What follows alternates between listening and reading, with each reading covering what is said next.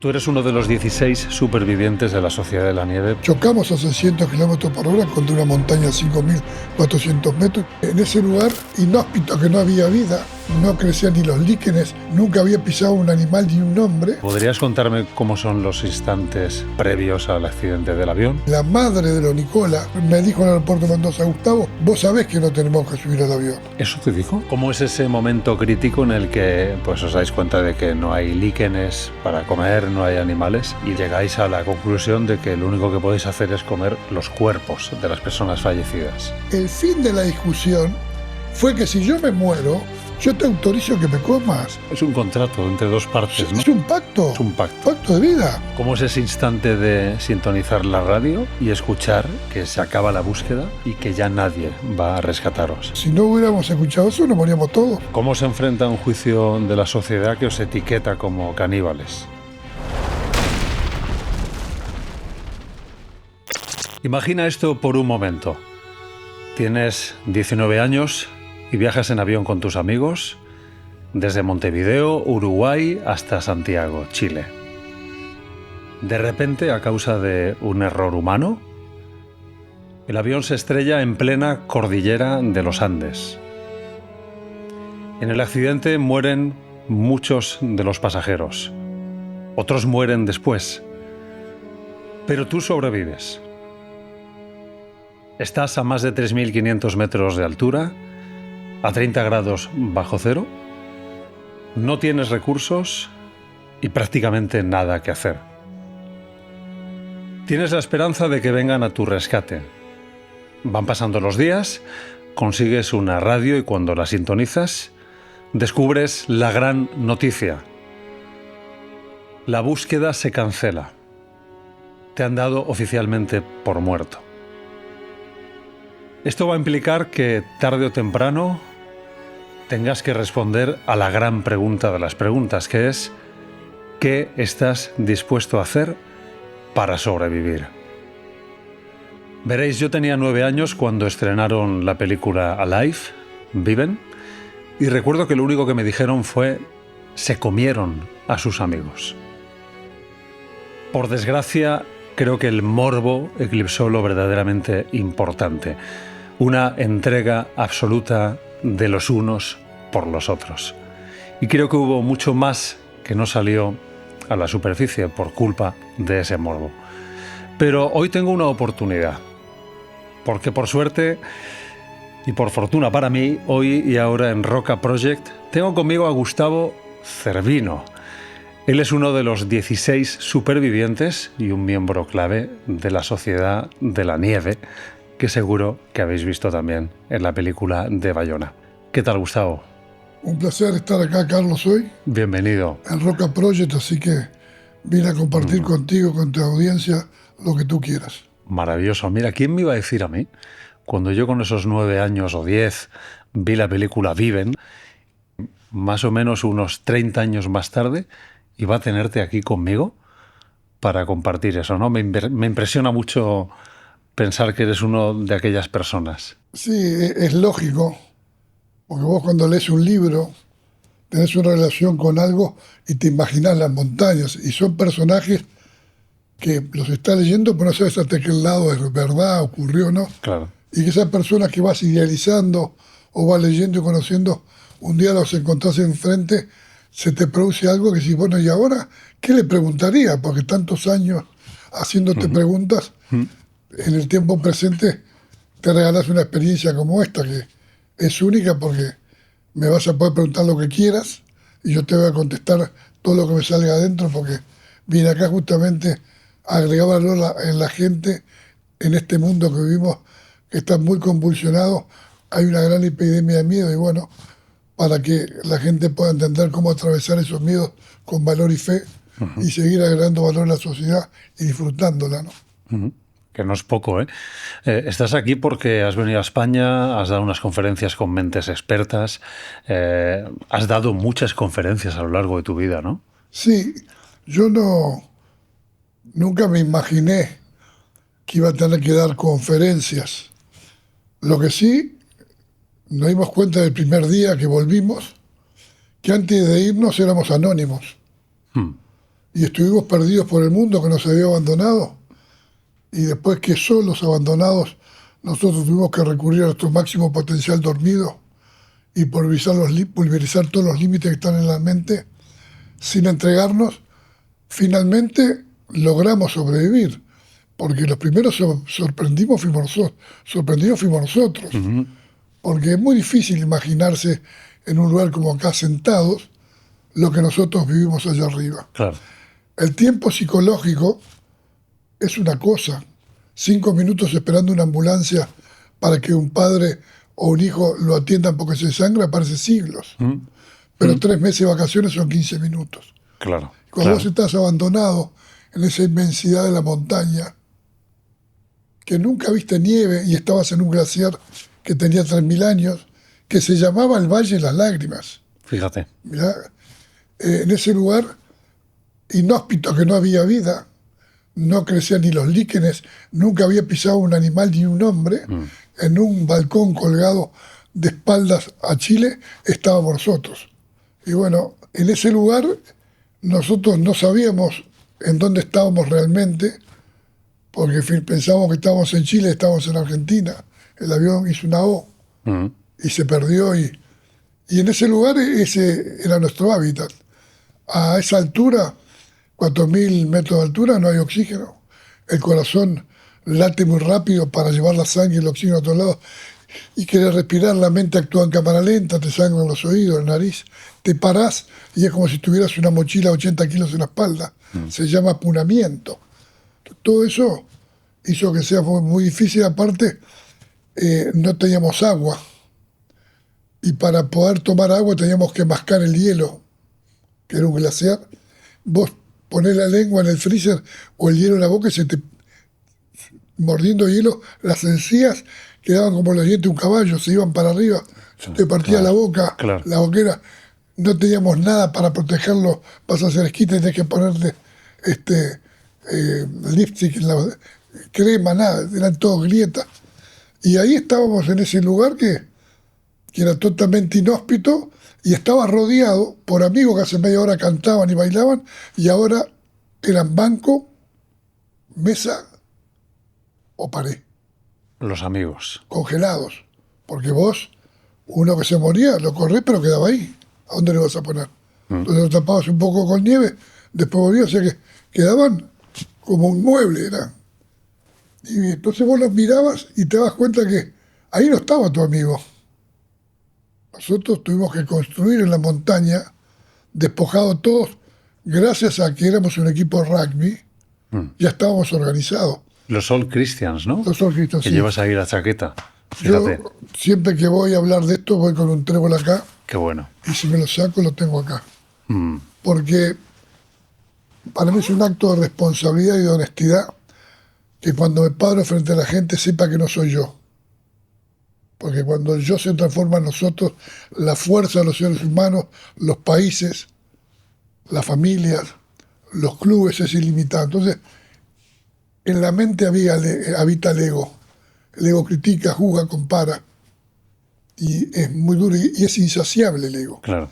Pero una cuartita más abajo te conectas con el corazón, donde todos somos iguales, somos hermanos y tenemos los mismos problemas. Pero yo no lo juzgo. Como a mí me pasó, practico la compasión, que es reír con el que ríe o llorar con el que llora. Te miro con solidaridad porque me veo en ese lugar. Cuánta razón llevas, ¿eh? Ya me tienes embelesado escuchándote. Desde que has hablado estoy mirándote y pensando en todo lo que dices, y has dicho mucho de lo cual se puede extraer mucho. Mira, hablas en el fondo de un mundo que compite continuamente. Y creo que vuestra historia no es la de la competencia, sino la de la cooperación. La muerte del individualismo para el renacimiento, el renacer de la comunidad, de la sociedad, del grupo, ¿no? El vivir todos para todos, en lugar de todos para mí, que es lo que predica esta humanidad. ¿Hasta qué punto fue clave entender que todos erais exactamente iguales, igual de necesarios, igual de claves en ese engranaje, en esa sociedad, para que se abriese camino a la vida, a pesar de la muerte? Un segundo y volvemos. ¿Habéis observado el ritmo tan ajetreado que habitualmente llevamos como sociedad? Es algo que nos obliga a priorizar.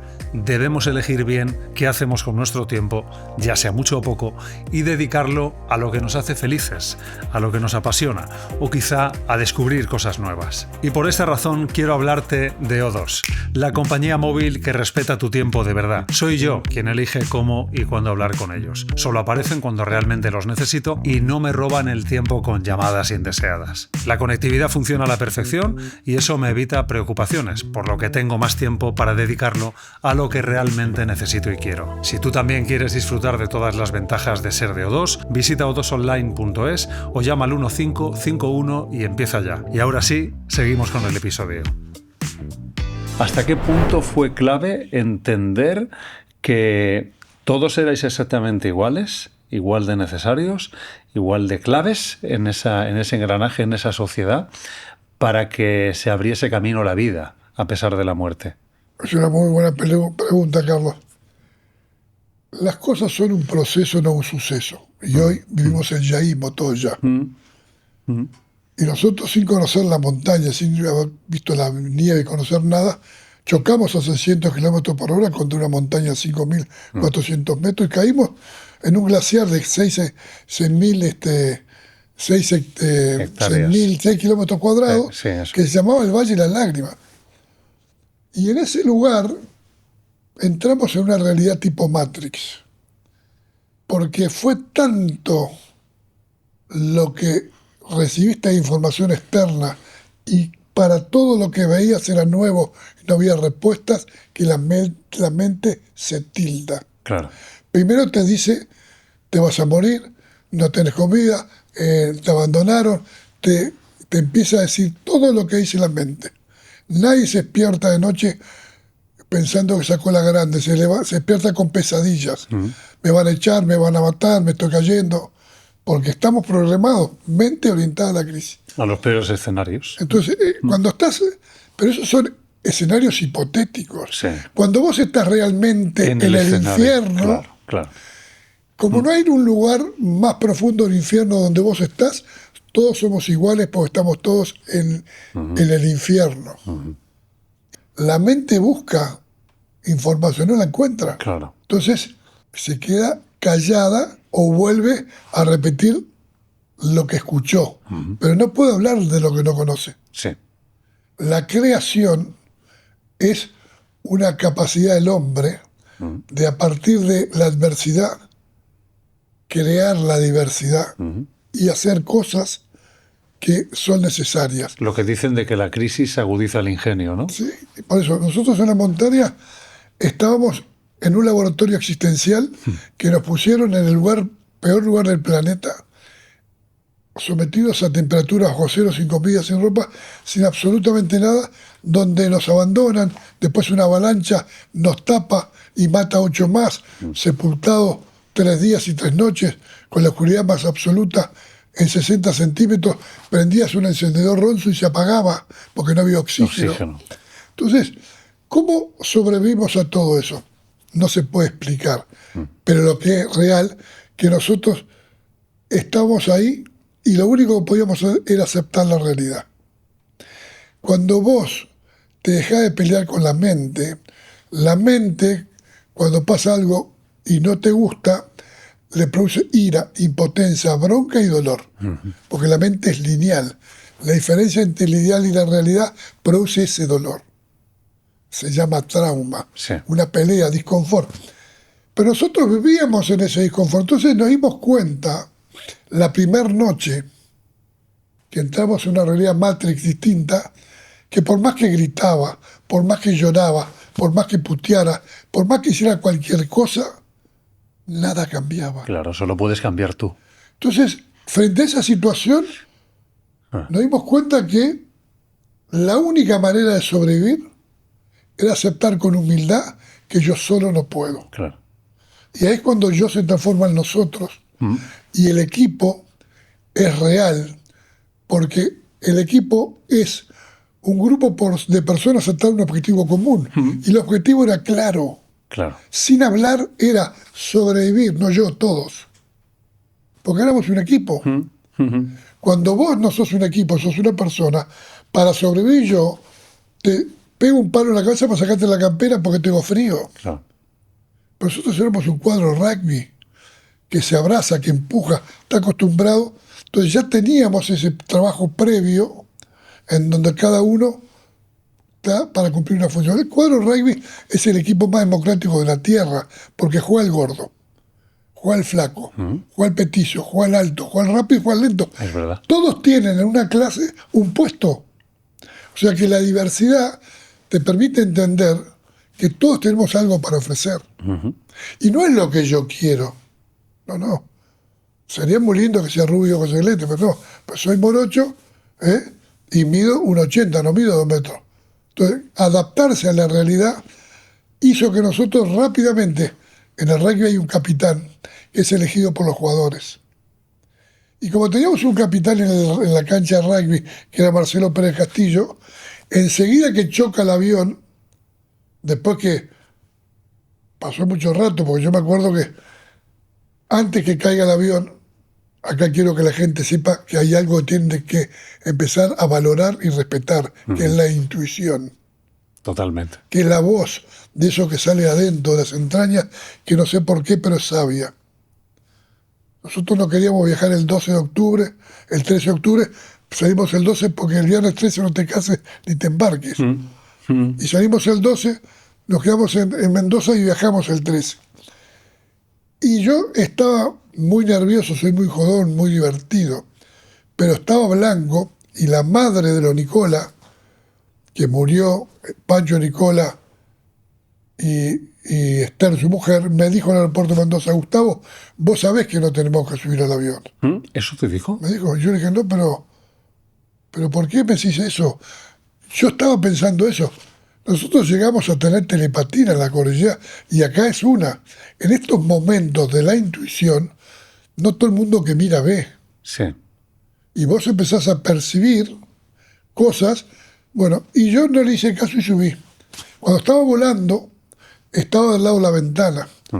Mendoza está aquí, en el medio está la Concagua, son 6.790 metros, y del otro lado está Santiago. El avión turbohélice nuestro no sube más de 6.000 metros de altura, o sea que no podía pasar por. Entonces, sin saber nosotros, voló un poco cuando estaba entre la cordillera alta y la media, dobló hacia el sur y viajó 300 kilómetros hasta un paso llamado Malargüe, Planchón y Curicó.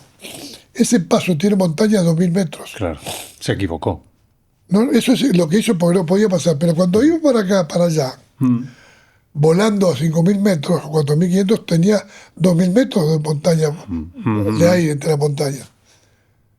Pero los pilotos, el navegante estaba jugando al truco en el asiento atrás, con 3 amigos. Y había viento en contra de Chile a Argentina de 100 kilómetros por hora. Sí.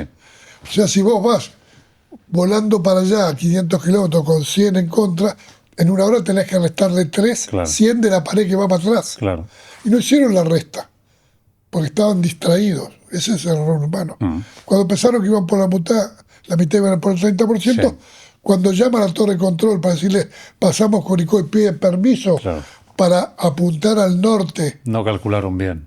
El avión iba por el 60% y cuando empieza a volar, el viento lo lleva a enfrentar la montaña. Yo estaba sentado mirando la ventana, las montañitas abajo, iban cantando y yo estaba blanco. Lo presentías, ya que algo no iba bien. Le digo a Carlos Valentán, déjame pasar. Pasé por lado de él y fui a la cabina de los pilotos. Abrí la puerta y los 2 pilotos estaban Laburara a la izquierda y Ferraraz, el comandante, a la derecha. Estaban de costado tomando mate.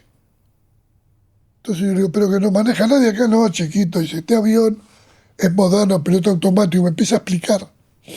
Y me muestra que eran así, con una hula, las manijas. Tiene esto es el bore, pim, pim. Y cuando mira para adelante, ve enfrente una montaña de como 5.000 metros que tenía que estar abajo. Anda para atrás, o sea, se dio cuenta que algo pasaba. Ya. Solo porque miró para adelante. Sí. Estaban piloto automático y subestimaron. Y cuando voy para atrás me siento, todos sentados, y de repente el avión quiere subir, pero como tenía que subir mucho más de lo que puede subir, Claro. agarró un pozo de aire casi 1000 metros y quedó a la altura del cinturón de la montaña. Y esos son como golpes, ¿verdad? Sí, y al caer quedas todo contra el techo, porque el avión cae. Gira las hélices, pero no tiene un oxígeno, Claro. y es como que una bicicleta sin cadena, Claro. cae así, ¿no? Sí. Para avanzar tiene que agarrar aire, pero si no giran, Cae. y cuando le dio todo el motor, para no pegar así y sacar su choque, empezó a temblar, y en el momento, antes de que pegue, me levanté y me saqué el cinturón. El avión pegó en el ala y se quebró el asiento atrás de mis piernas. El asiento donde yo estaba se fue para atrás. Wow. Yo, con los ojos cerrados, dije, qué increíble. Cuando paró, todos los golpes, dije, después de muerto, existe, estaré en el cielo, en el infierno, ¿dónde estaré? Porque tenía una conciencia que percibía después del golpe. Y de repente un líquido me cayó en la cara y abrí los ojos. Y era una gota del aire acondicionado que era media amarilla, pero no era corrosiva, era algo. Y cuando abrí los ojos, me di cuenta que estaba solo y todos los asientos que estaban de la fila 10 para adelante como escamas Madre mía. de un pescado contra la mampara del piloto. Con las personas Sí. en medio, claro. La primera fila estaba Nicola y su mujer y murieron en el acto. Tú. Entonces quedé choqueado y cuando doy un paso atrás me caí en la nieve hasta la cintura. Y miro para arriba así, la huella que había dejado la montaña rusa por donde se deslizó el avión, y una nube, estábamos jugando una nube, un frío bárbaro, aparte se nos explotaron los tímpanos, cuando se rompe la cabina despresurizada, ¡pah! Wow. Y hacía pi, como se llama tinnitus. Sí, una tinnitus fuerte es el zumbido, Entonces, el pitido. ese ruido que vibra, vos me hablas y yo no te escucho, Sí. porque tiene que ser el ruido más fuerte que la vibración. Al principio movían la voz y no entendía. Cuando vos al final te acostumbrabas y medio que leía a lo largo, y vi que venía bajando por esa huella Carlos Valeta, el que estaba al lado mío, que cayó como 800 metros más arriba, ¡pum!, y se fue para el costado. Wow. Y yo me quise levantar para subir al avión y no podía. Me había tragado la nieve y el cuerpo pesa mucho. Respirás y no te entra el aire, los pulmones hacen así, el corazón taquicardia. Bueno, hice una fuerza buena, estuve como 20 minutos para subir y algún ruido escuchaba, y cuando subí tuve que avanzar un poco y había un cuerpo. Yo tenía 19 años, estaba en primera facultad de medicina, psicología médica, estadística y biología celular. Y miré a la persona que estaba ahí y nunca lo había hecho. Me agaché y con los 2 dedos le puse los dedos en la arteria carótida, como si fuera el médico del CTI. Dije, está muerta. Asumiste ya ese rol, ¿verdad? Claro, pero la rapidez de darte cuenta que había que hacer algo distinto y que ahí el conocimiento había que recurrir a él. Y cada uno tenía un rol, como el equipo de rugby. Pero yo lo descubrí en ese instante, Claro. que mis dedos... Y Canesa, que estudiaba medicina como yo, tenía 6 meses más y hacía anatomía, siempre me dijo, yo nunca entendí cómo hacías vos para hacer así y darte cuenta. Bueno, como no sabía, ponía todo mi ser para querer hacerlo y tenemos toda la información adentro de nuestro ADN.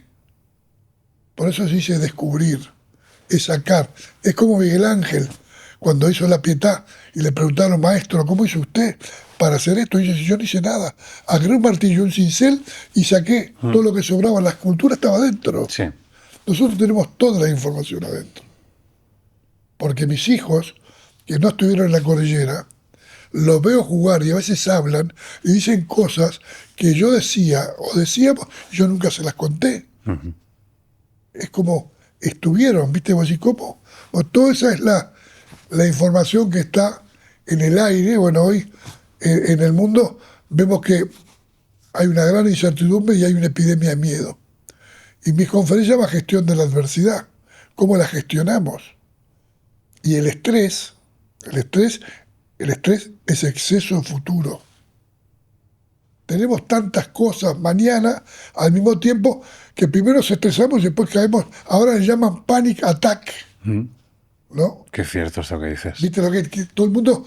Porque estamos tan demandados por todo lo que queremos hacer para buscar aprobación o satisfacer la necesidad de la gente que te rodea, que vivimos representando 50.000 roles. Y estamos sobrepasados. Y nadie lo puede sostener. Y la depresión es exceso pasado. Estar tanto en el pasado. Y bueno, todos los días cuando despierto, le digo a la gente, yo tengo la oportunidad de aceptar que nací de vuelta y tengo 1440 minutos para hacer lo que quiera. Pero la felicidad, yo di una conferencia Coca-Cola, la felicidad, en el 2006 creo, en el Palacio, no me acuerdo, me llamo Carlos V, y yo abrí la conferencia y hablé de todas estas cosas, pero cuando la cerró fue un hombre de 99 años, que estuvo hablando conmigo, charlando maravilloso, y él dijo, la felicidad es la capacidad de dar vuelta a la página todos los días. Como que todos los días lo que pasó en el pasado no sirve de nada, solo sirve para a ver qué aprendí de ello. Sí, pero nada más. Sí. Ni para quejarme, ni para sufrir. ¿Qué enseñanza doy después? La capacidad de dar vuelta a la página. Te despertás y tenés todo un día para escribir algo. ¿Por qué no puedes dar la mejor versión de ti? Agregar valor. Yo me levanto agradeciendo.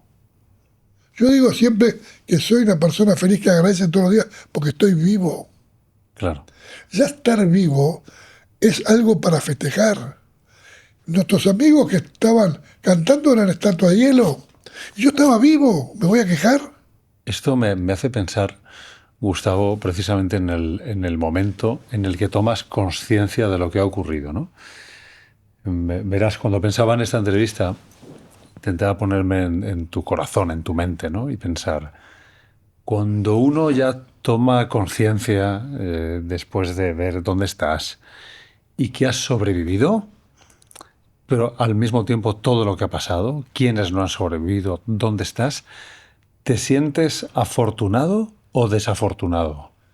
Bueno, este es el kit del asunto. Las cosas que pasan en la vida no son ni buenas ni malas. El destino, dice la gente.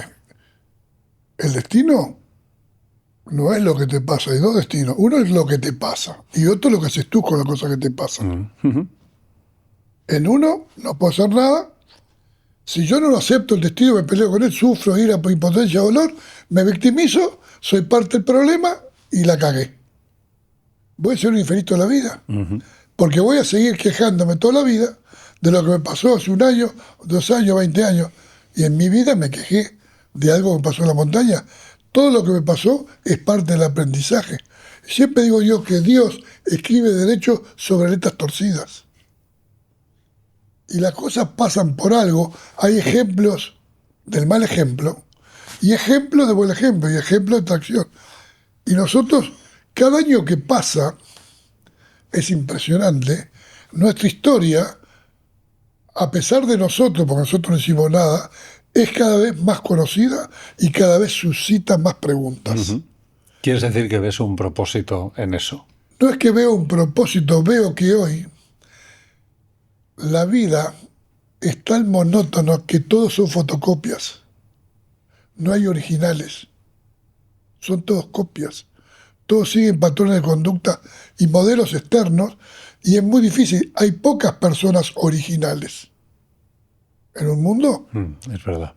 Que te vende la necesidad y enseguida el producto lo satisface. Salís de la última tienda con el último iPhone. Después están haciendo colas como hacen, viste, los gringos de 1 kilómetro para comprar el iPhone ese primero. Caminás una cuadra y mirás para el costado y ves que viene una chica con uno que es más lindo. Tiene 2 cosas más que la mía y digo, me cagaron. Porque la ambición es inagotable. En la mente está la abundancia y la carencia. Nosotros en la cordillera, sin tener nada, fuimos las personas más felices. Claro, porque depende de tu mirada. Tú decides ver el vaso medio lleno o medio vacío. ¿Ves carencia o ves abundancia? Porque nosotros estábamos muertos.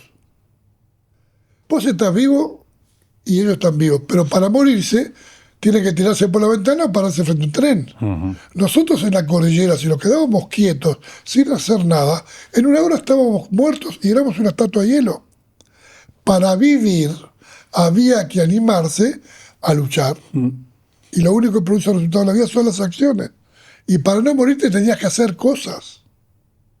Entrabas al avión, nos sacábamos los zapatos, te sentabas frente a mí, siempre uno frente al otro. Yo agarraba tus pies.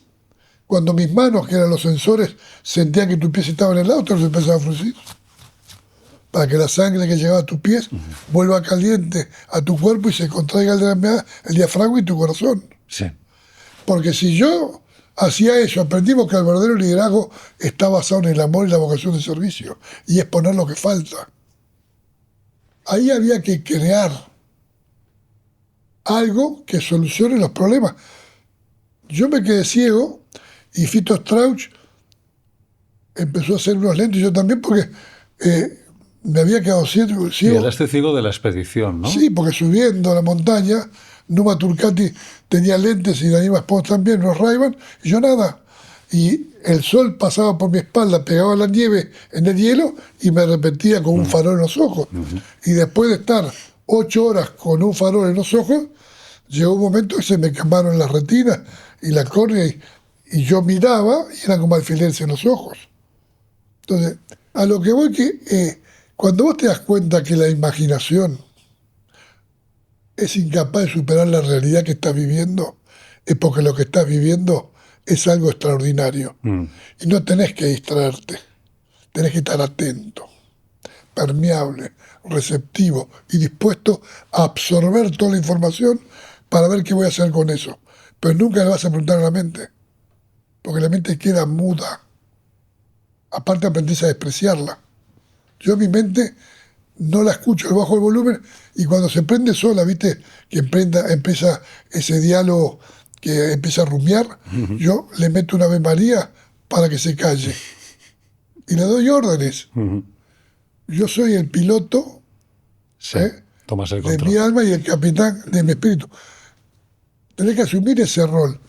Y bueno, es difícil, pero el día que te das cuenta que sos libre, que vos respondés en la responsabilidad y la habilidad de responder a los estímulos externos de acuerdo a tus patrones de conducta, a tus principios y a tus objetivos, sos la persona más feliz. Y hoy el mundo está disociado. Decimos una cosa, pensamos otra y hacemos otra. Y las personas no son felices. Nunca tomó más gente psicofármacos, alcohol, droga, todo para anestesiarse o comprar objetos para poder ser felices. Entonces cuando vos ves que querés tapar el vacío con cosas externas, nosotros sin tener nada afuera, vimos que teníamos adentro algo muy fuerte, que era primero la alegría de vivir. La alegría de vivir se siente y se transmite. Vos veías una persona como el Vasco Chavar, que tenía una pierna colgando por un tendón, porque la ley se lo cortó, y estábamos hablando de repente de que íbamos a ver si hacemos una expedición para ir a investigar, y él decía, yo voy. Y se levantaba para ir y se caía. Wow. Y nosotros que teníamos las piernas bien, y ni nos ofrecíamos, decíamos, este tipo nos está enseñando que la incapacidad está en la mente. Entonces te levantaban la vara. Y eso fue lo que nosotros vivimos, porque no elegimos, te digo, mira, todos los que sobrevivieron y todos los que murieron dieron el 150% de lo que podían dar. Por ejemplo, solo quedándose callados y no quejándose, contribuían bárbaramente. ¿Cuándo os dais cuenta de que no merece la pena perder el tiempo en discusiones, en enfados, por un tema de energía, por un tema de visión compartida? Bueno, lo aprendimos en la primera noche. La misma noche, la La primera. primera noche. Fue tan angustiante sentir la agresión, 40 grados bajo cero, ese frío insoportable. El cráneo se empieza a contraer como una prensa que te aprieta porque es sólido. Las rodillas, los huesos, ese frío que te entra y vos no puedes hacer nada. Y te entra. Y lo único que podíamos hacer era abrazarnos. Golpearnos, de repente te abrazabas un muerto y te das cuenta que estaba frío. Guau. Tenías que cambiar, ¿me entendés? O se moría en el abrazo. Entonces, ese tipo de información te hizo ver que juntos producíamos calor. Siempre estábamos abrazados, como piñas, como un scrum. Entramos al avión todos apretados. Éramos uno. Y esa unidad atrae un objetivo, una sociedad solidaria, que el único objetivo era vivir, no, yo todo, y la única norma que había era que estaba prohibido quejarse. Esa era la norma, estaba prohibido quejarse. ¿Sí? La única. Y nunca se escrito, nunca se dijo. Vos te quejabas y decías, mamá, todos te iban a mirar como diciendo, ¿por qué no vas a la concha de tu madre? Porque me hacías acordar que yo también tenía una madre y la extrañaba. Claro. No dejábamos con ningún pensamiento con carencia entre la mente. O sea, la moral bien alta, ¿no? Bueno, la moral. Yo diría el espíritu, la gana de vivir, porque la moral, Espíritu. una guerra no es moral, es inmoral, ¿no? Sí, Y tiene el espíritu alto, sí, sí. pero para matar. Hablas del espíritu. Tú eres un hombre de fe, ¿verdad, Gustavo? Sí, tengo mucha fe, ¿Fe cristiana? sí. De formación soy cristiano. Jesús, lo escuché de chico el cuento, me pareció un ser humano increíble, tan increíble que estamos en el año 2026 después de Cristo. Sí, Llama la atención, ¿no? sí, sin duda. Que el mundo entero se rige por el nacimiento de una persona. Vos lo pones a pensar y no, ¿por qué armó tanto lío este muñeco? Primero eso. Segundo, hay una gran diferencia entre la espiritualidad y la religión. Totalmente. Todos los seres humanos en el universo que vivimos frente a un ser superior, las religiones son toda la misma música pero con distintas letras. Creen en distintos nombres y distintos preceptos, pero básicamente son muy parecidos, a no ser los que piensan que el mandato es matar a los demás, pero no es así, son distorsiones. Y en la montaña, frente a esa enormidad majestuosa de las montañas infinitamente grandes, donde lo lejos parece cerca y lo cerca parece lejos, eso que es tridimensional, te hace sentir que sos tan pequeño, tan pequeño, tan pequeño, que la presencia de Dios es insoportable. Y cuando digo insoportable, yo mismo me sorprendo, es insoportable porque sentís que esa magnitud infinita es tan grande, y vos sos tan pequeño, que es difícil de tolerarla. Comprendo. ¿Entendés? Porque Sí. es una expansión de la conciencia. Y la mente no existe. Se pulverizó la mente. La mente no tiene la capacidad de expandirse en aquello que no conoce. Por eso hablas del espíritu. ¿Sí? Sabes, me preguntaba hasta qué punto tú le hablabas a tu espíritu. Pensaba en el rey David, en los salmos de David, que muchas veces dice, oh alma mía, él mismo se ministra, se habla a sí mismo a su interior, ¿no? Bueno, yo todo el tiempo me hablo a mí. Mi mejor amigo soy yo. Desde muy chico tenía esa intuición que veía una persona y decía, es un buen tipo, lo miré, este tipo no me gusta. Y terminaba siendo como yo, esa percepción.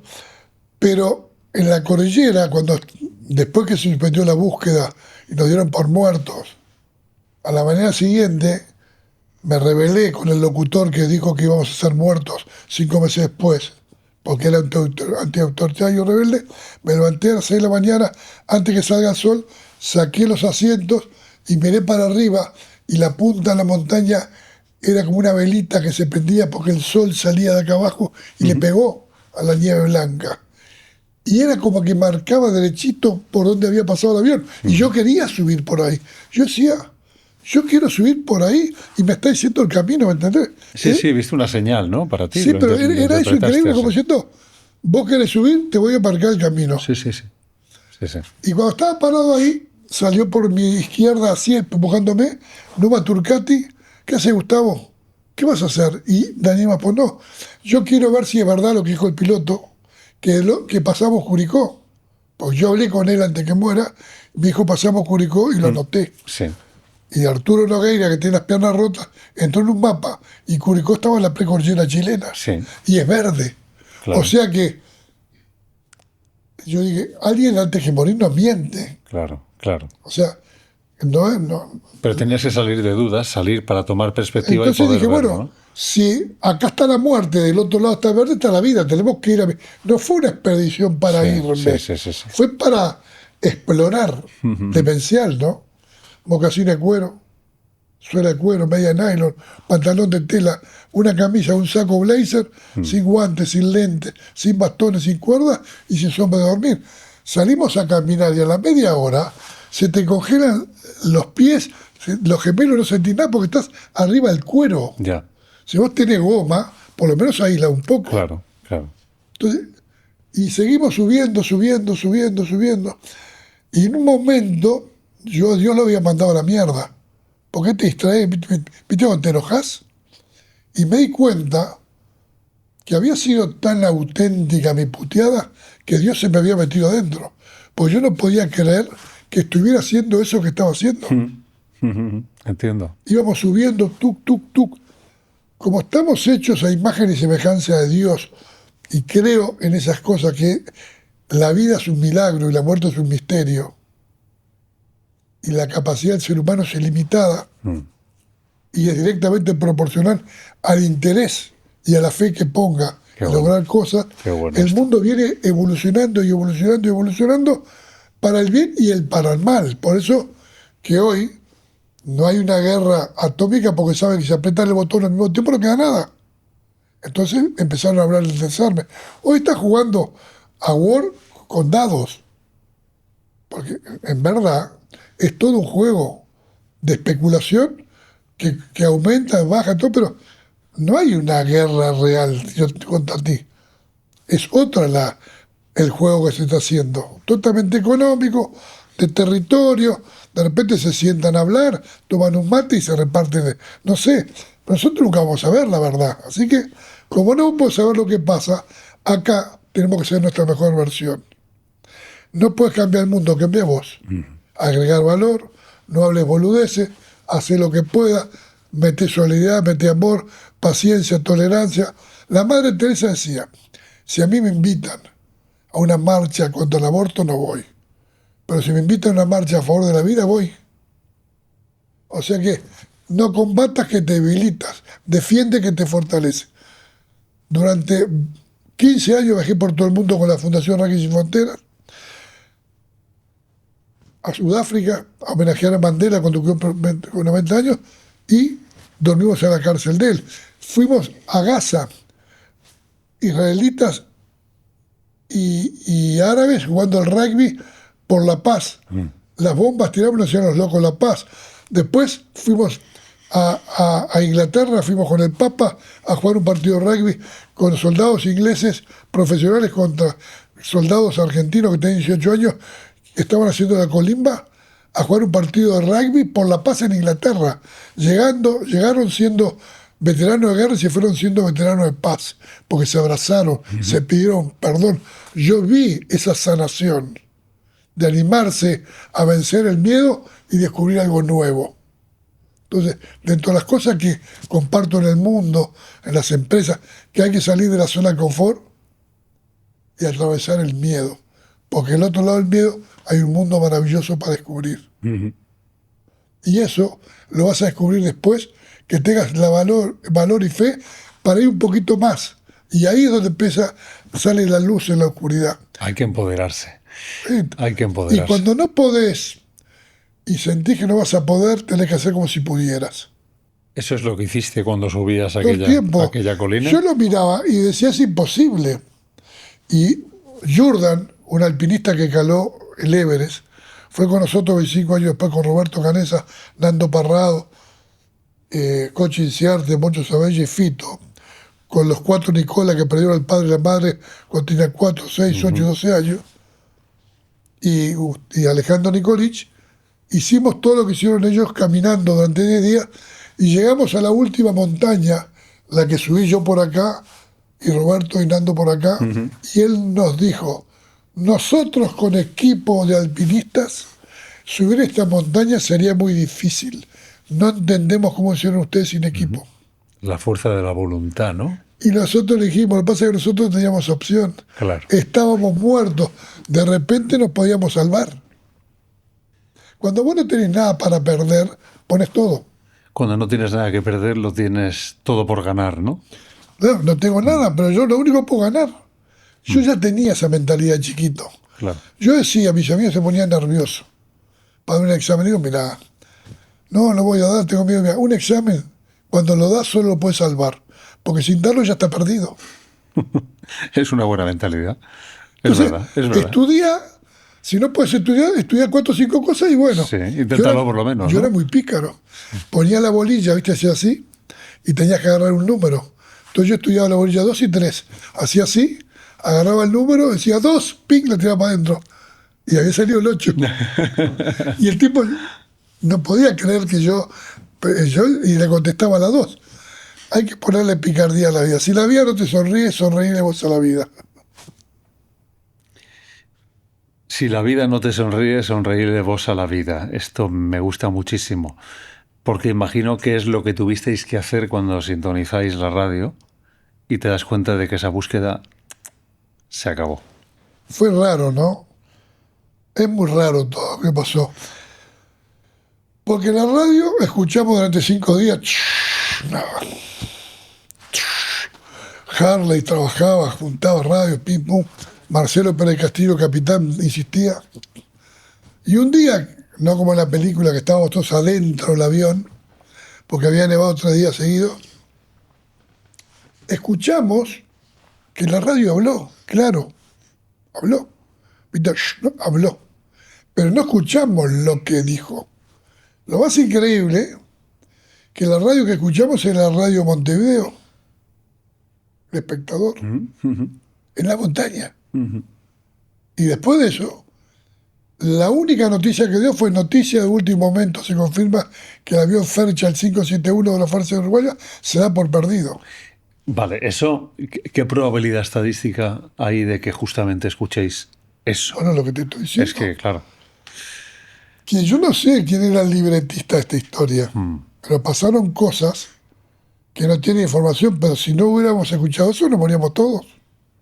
Seguíamos esperando el rescate de los bomberos, de los alpinistas, sentaditos ahí. Pero lo más increíble es que entró Gustavo Nikolic, que había estado ahí, un chico tranquilo, y le preguntó qué escuchó, qué pasó, y dijo, tengo 2 noticias para darle. Una mala, se suspendió la búsqueda, pero la buena es que ahora vivir o morir depende de nosotros. Mirá, en un segundo, Fíjate, le pegó a la pelota sobre pique. Tremendo. No dejó que el miedo, antes que tener miedo, dijo, pero... 2 formas de leer una misma realidad.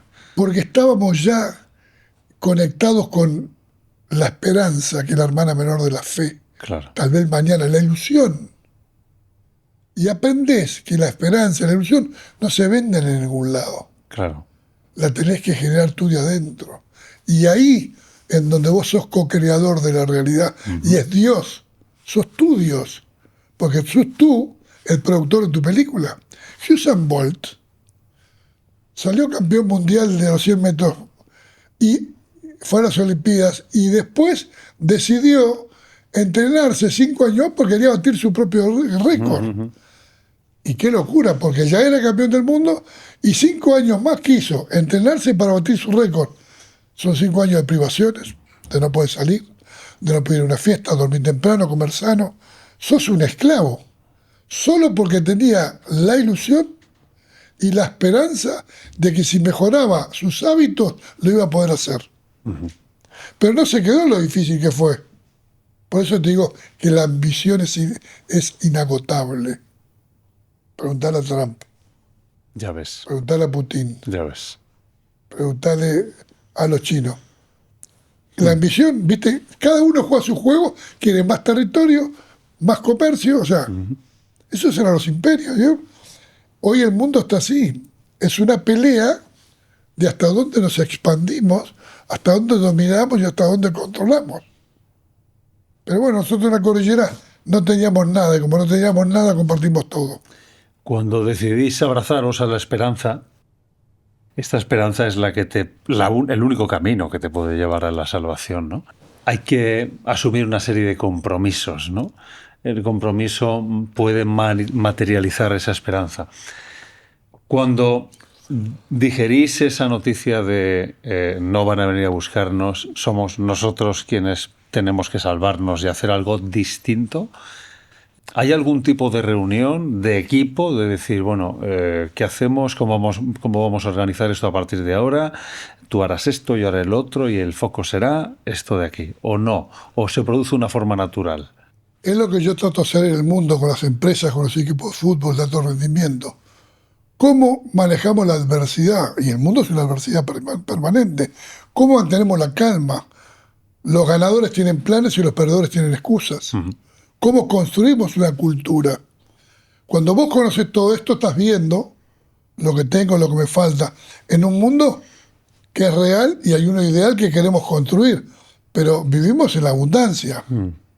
Cuando vos no tenés nada, nada, nada, es ahí donde realmente te das cuenta lo que es el ser humano, ese potencial ilimitado que tiene, pero gracias a que nuestra historia no es un milagro, tiene mucho milagro, ni es una tragedia, tiene mucho de tragedia, es una historia de amor, amistad, solidaridad y vocación de servicio. Valores. Valores. Valores. Con valores, construir lo que quieras. Sin valores, destruir lo que quieras. La anarquía. Entonces, lo primero que tiene que hacer una empresa, un país y una persona es tener un norte, un objetivo, un propósito. Una persona resentida, lo único que quiere es que mi vecino se quede ciego. Y si para que vos te quedes ciego yo me quiero quedar tuerto, sacrifico un ojo.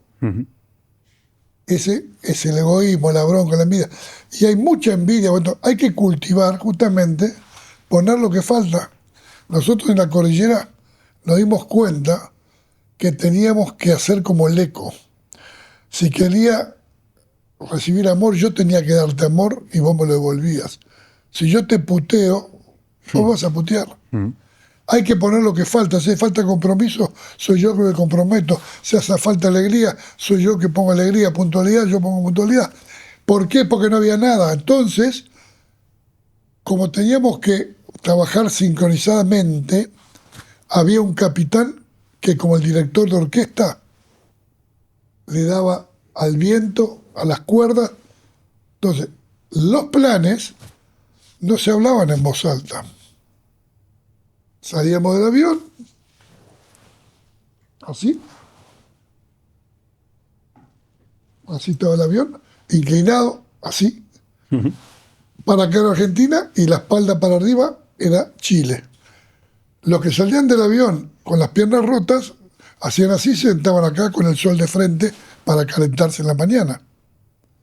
Y nosotros, los que teníamos las piernas bien y subíamos para arriba, y arriba era donde estaba la torre de control.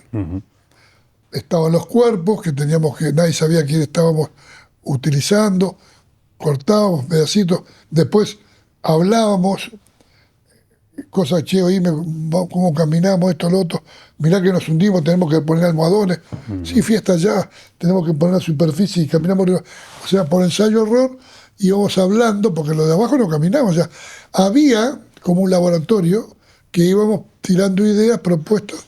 Donde cada uno asume un rol, ¿no? Que encaja con el resto, supongo. Los roles no eran fijos. Éramos como todo terreno, que estabas a la orden para hacer si hubiera que hacer algo. Vale. Pero la parte médica me encargaba yo. de la comida nos encargábamos 4 o 5 personas. Claro. Y después Carlitos Páez se encargaba excelentemente de tapear el avión todos los días y rezaba el rosario todos los días. Ahí es donde también afloran los talentos de cada uno, ¿no? Imagino. Sí, los talentos están dormidos y aparecen cuando son necesarios. Porque vos tenés un talento y hoy justamente no estabas capacitado de usarlo. El otro lo ponía por vos. Es como en el equipo. Sí. Yo estoy rengo y baja el puntero a marcar acá, viste que defiendo y ataco. Claro. Estábamos todos a la orden para todos, pero nadie daba órdenes, nadie te mandaba. Si vos no te proponías, yo voy a hacer esto, te proponías, ok. Solo es como que va a patear un penal. Lo pateo yo, bueno, dale, patearlo. Oye, ¿crees que si no hubiera sido un equipo ya de por sí, lo hubieras gestionado de la misma manera o no? No. No, porque no da el tiempo.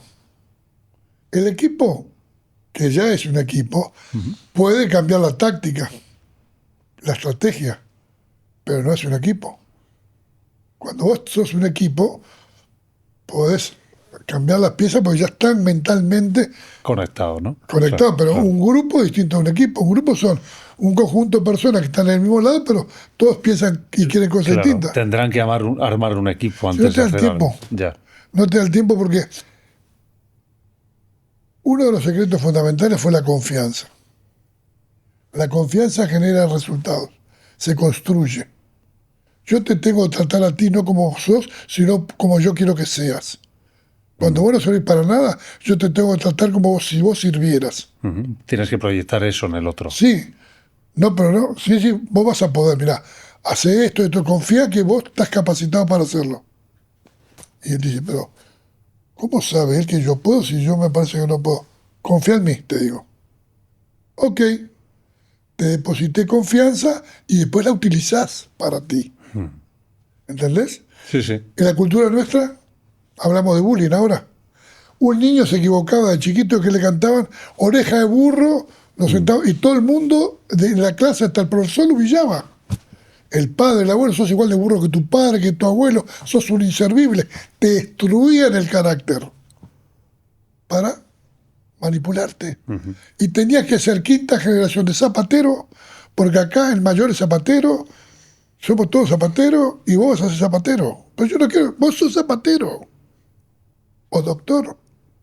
Como una losa que te Y cae. las mujeres, y vos te vas a cansar con aquel porque es el negocio. Nos casamos con la hija del panadero y tenemos pan. Entonces, nosotros lo vemos ahora, pero no había opción. Y nos quejamos. El libre albedrío es lo que estamos ejerciendo. El problema es que pensamos que somos libres y estamos más condicionados que nunca. Porque vamos atrás de una música y nos damos cuenta, pensamos que estamos yendo donde quiero y no estamos yendo. Y, bueno, y eso, cuando vos te despertás y asumís la conciencia, digo, ok, yo sé cómo es el juego, pero el juego mío es estar con las personas que quiero, hacer lo que pienso que está bien, y no necesito que me aprueben. Y eso es lo que tienen que hacer las empresas, las familias, confiar que juntos son indestructibles. Crear valor y como mancha de aceite, por ejemplo, de atracción, y construyendo cosas sólidas. Mi padre me enseñó de muy chico, nunca lo escuché a mi padre hablar mal de nadie. Yo era el peor de la clase, siempre fui un vándalo. O sea que nunca me dio miedo. Y nos decía, 9 hijos tenía. Cuando vayan a una reunión, estén en un lado, y hable, por ejemplo, mal de Carlos, ustedes no digan nada, quédense ahí. Antes de irse, che, muy linda la fiesta, pero quiero que sepan una cosa. Yo conozco a Carlos, conozco a su padre, y lo que ustedes dijeron a mí no me consta. Y te vas.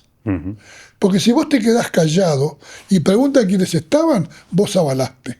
Qué bueno, el silencio también habla.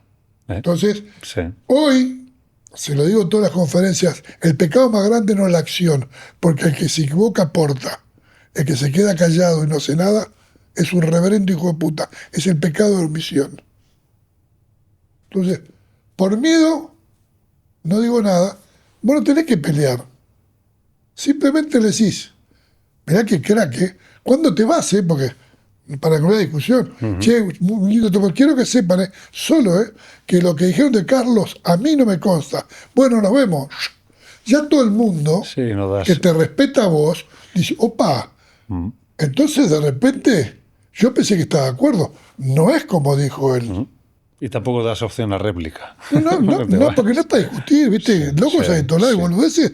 Si vamos a estar reeditando la boludez todo el día, estaríamos corrigiendo. Bueno, es para desmarcarte, para marcar diferencia. Para ser honesto, Sí. yo no digo que es mentira, digo, a mí no me consta. No entro a discutir. Y no entras en el juicio. No admito juicio. Che, muchas. Solo quiero que sepan, a mí no me consta, no sé. Interesante. Lo que dijeron, yo, hasta donde yo sé, no me consta, nada más. No lo vi, lo escuché, pero no me consta. Y entonces cuando vos ves esas personas que se desmarcan de la condena pública, del escarnio, del juicio, vos te das cuenta que hay dos canchas. La cancha donde nos sentamos a construir un mundo mejor y lo que la destruyen hablando, porque no hicieron nada. Entonces, yo no voy a combatir a los que no hicieron nada. Sigan sin hacer nada, que nosotros vamos a hacer un mundo, pero usted va a hacer un lugar. Pero para venir a jugar las reglas, van a tener que respetar las reglas, van a tener que trabajar, van a tener que estudiar, porque si no, el mundo te va a pasar por arriba. En los grupos de personas, Gustavo, suele haber los que tiran del carro y los que se dejan llevar, ¿no? Muchas veces. Los que toman partido y los que, bueno, dejan que decidan otros, ¿no? ¿Ahí estuvo equilibrado en vuestra sociedad de la nieve o no? Teníamos distintos niveles de diálogo. Primero que el liderazgo real es acción. Cierto. Lo otro es dialéctica y no se arregla nada. Sí. Filosofando estamos todos muertos. Lo que es real, que todos los que fueron expedicionarios eran jugadores de rugby. Tenían la mente, el cuerpo y el espíritu templado para enfrentarse a esa batalla de dragones que las tenés que alinear para ir un poquito más. Al mismo tiempo, teníamos un grupo de personas que confiaba y era homogénea, tenían los mismos valores, éramos todos amigos, vivíamos en el mismo barrio, íbamos al mismo colegio, teníamos la misma religión y jugábamos al mismo deporte, el rugby, y fue muy importante. Hay algunos que nunca jugaron al rugby y dicen que no, pero yo digo, si hubiera sido por los juegos de rugby, tenés muy buenas ideas, pero los que cruzaron la montaña a pie, cuando salió campeón del mundo, ¿quién fue el que metió en la hora? Ganó el equipo, pero hay que meter el gol. Y también el golero la tiene que salvar. Gana todo el equipo. Sí. Pero alguien hace la diferencia en un momento, y después, cuando se dieron cuenta entre todos, cada uno cumplió, ahí ganó el equipo. Por eso nadie fue más importante que nadie. Por eso este libro, La Sociedad Nieve, es una historia latina donde la familia, la amistad y los valores son lo importante. En el mundo anglosajón, Rambo, John Wayne, Trump, Claro. el superhombre. Claro. Y esa sociedad no es la mía, yo soy uruguayo. En Uruguay nadie más que nadie. La sociedad Nieve era una sociedad republicana, democrática y respetuosa. Todas las decisiones en la montaña fueron por unanimidad. Hasta comer. No estaba de acuerdo Javier Betol y Liliana, hasta que no estuvieron de acuerdo, no lo hicimos. Qué bueno esto. O Por sea, respeto. respetasteis su contrariedad. Sí, todos fuimos dialogando. Al principio me pensé, no, pero estás loco, tengan cuidado. Cuéntame bien, Gustavo, cómo es este momento, ¿no? Porque entiendo que si puede haber una crisis de valores, es justo en esa decisión de decir, oye, aquí no hay comida, no hay líquenes, no hay animales, no hay nada. No podemos comer el tejido sintético de los asientos porque no nos va a nutrir. La única manera de sobrevivir es comer cuerpos humanos. Antropofagia, que se llama. No, fuiste muy lejos, muy rápido. Eso viene mucho después. ¿Qué quieres decir que viene después? Porque las primeras decisiones es darte cuenta que no tenés comida, que una persona que pesaba 100 kilos ya perdió 20 y lo ves cómo se va desinflando y probaste morder el cuero de un cinturón, agarraste la yerba mate a ver si había comida, los líquenes y nada te nutría, crema Ponce de las mujeres, fijador de pelo. Fijador de pelo. Sí, comías a ver si pasta de dientes. Algo, ¿no? Ya. A ver, viste, no había nada, entonces ibas probando. Pero veía que. Y entonces, después te das cuenta que el único combustible para salir es la carne de tus amores, que es la proteína que hay ahí. Pero eso te lo dice el instinto. Entonces, lo primero que pasó fue que un día, o sea, yo lo venía pensando, Roberto pensando, y no lo hablábamos, porque te das cuenta. Claro. Y entonces un día Carlitos viene y dice, vos, tengan cuidado porque Nando está medio loco. Nando está medio loco. Veníamos caminando y dijo que cualquier día se come un piloto. Había muerto la madre, la hermana. Entonces estamos con Roberto. Le dijimos, pero no está loco. ¿Cómo? ¿Ustedes también? Entonces ya la gente empezó a escuchar que lo que pensaban Claro. se estaba empezando a verbalizar. Claro. Ya era un salto cuántico. Y era un pensamiento colectivo, además, ¿no? Empezaba el pensamiento. Y no, pará, loco, no, por favor, no. La gente no, se quedaban 4 o 5. Y entonces empezaba después a discutir, primero contigo. Cuando se muere un animal en el campo, viste que no lo comen. Viste que murió, lo dejan, viste. Pasará algo. Entonces tenés que vencer primero tabúes psicológicos, fisiológicos, culturales y humanos, y religiosos. Son etapas, viste. Vas pasando filtros, ¿no? Va pasando filtros, Sí. tú. Y es tu amigo. Pero después te das cuenta que un hijo mío a los 6 años, que yo te digo que tenemos toda la información adentro del ADN sin que nunca le diga nada, llegué un día a mi casa y estaba sentado viendo la televisión con 4 amiguitos. La película Alive. Luz apagada, vengo por atrás y me siento. Y veo que los amiguitos le preguntan, che, ¿y tu padre estaba ahí en la película? Sí, es este. Y hacía frío, sí, mucho frío. ¡Pah! Y le dice uno, ¿y qué comían? Mi hijo de 6 años, nunca había hablado con él yo contándole, sino que desde que nació escuchó, porque hablábamos naturalmente. Los sobrevivientes dicen, muy buena pregunta, dice.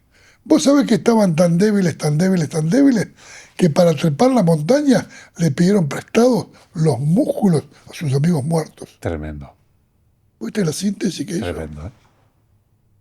Un niño con la máxima naturalidad, lo más increíble. Y con qué delicadeza, ¿eh? No, pero es que eso fue lo que yo le dije a mis amigos. No hay placer más grande que después de muerto seguir a tus amigos a que sigan viviendo. El fin de la discusión fue que si yo me muero, yo te autorizo que me comas. Claro, Entonces claro. vos ahora no estabas violándome mi cuerpo. Es que es lo que yo deseo que hagas. Estabas ¿no? con mi permiso. Claro. Vos te das cuenta que ya venís con una portera abierta infinita. De nuevo el equipo, ¿no? Sí, pero yo te estoy autorizando. Claro. No lo estás transgrediendo. Yo te estoy diciendo, por favor, estás autorizado. Yo también hicimos el pacto ante todo. Pero Javier y Liliana no querían. Entonces yo le dije a Javier, que era hermano Marta Mentol, mi madrina, vení Javier, vos tenés 4 hijos, yo tengo 9 hermanos. Si yo no vuelvo a mi casa, mis hermanos van a comer más milanesa, alguien se estará poniendo mis zapatos, mi pantalón, y no cambia nada. Sí, me morí. Pero vos te están esperando tus 4 hijos. Si alguien tiene que volver, son ustedes 2. A mí no me espera. De mí no depende nadie. Fíjate. Y me miró, si tenés razón. Mañana empezamos. Porque yo, por miedo, por un tabú, por egoísmo, porque era por egoísmo, por no ser tan malo, por no lo voy a hacer, pero cuando se da cuenta que yo por no hacerlo estoy perjudicando a alguien que me está esperando, ya vos te das cuenta que la reducción del daño no hay un daño, vos lo haces por amor. Claro, Voy a volver a decir, estoy acá, claro. papá y mamá volvieron, estamos acá, los queremos mucho, no los abandonamos. Tienes que hacer lo que haya que hacer, ¿no? Para sobrevivir. En momentos, más allá si se hacen o no se hacen las cosas, hay que saber cómo y cuándo. Y de otro, cómo se transmite. La gente piensa que todo está claro. El liderazgo, en su verdadera dimensión, es la soledad más grande que hay. Porque estás solo para decidir. Todos se borran. En los momentos difíciles, mirás para allá y no hay nadie.